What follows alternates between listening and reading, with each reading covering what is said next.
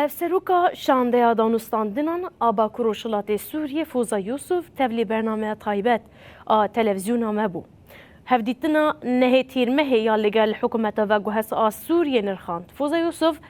destnîşan kir ku wan awayên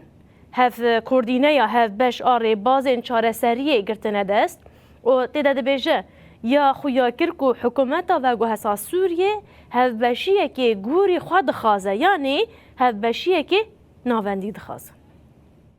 Sereke esas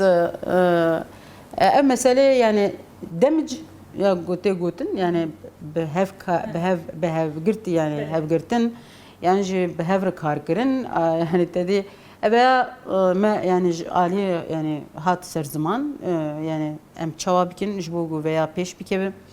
hemen demede rebazeye evi yani rebaz çibe rebaz em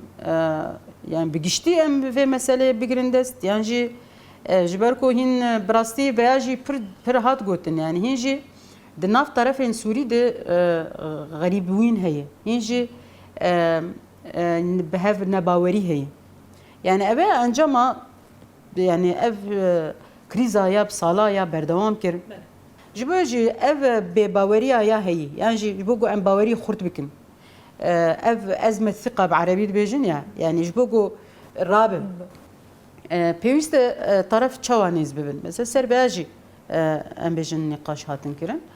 her wiha dîsa bêguman meselê koçbera hat destgirtin yani tevayî koçberên niha li Sûrî yani pirsgirêkê koçberayê bigiştî heye û tefsîrkirina wan ji maddê dehê adarê ferq heye yani ew dibêjin em gerekî bi temamî ev sazîbûyîna ku li Bakur Rojhilatê Sûrî hatî kirin bi temamî bê yani bê helkirin yan jî rasta rast yani bi tu awahî demokrasiya xwecihî nebe merkezî bi yani ew demc bi vî rengî digirin dest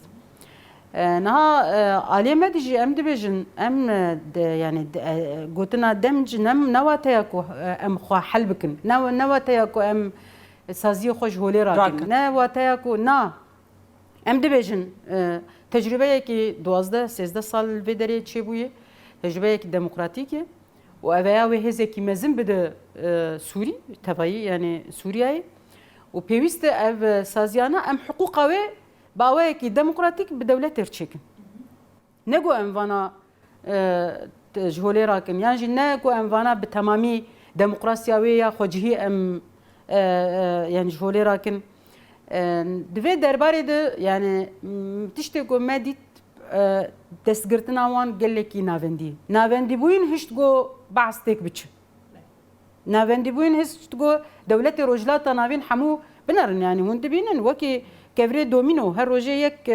têk diçe yani ji bo jî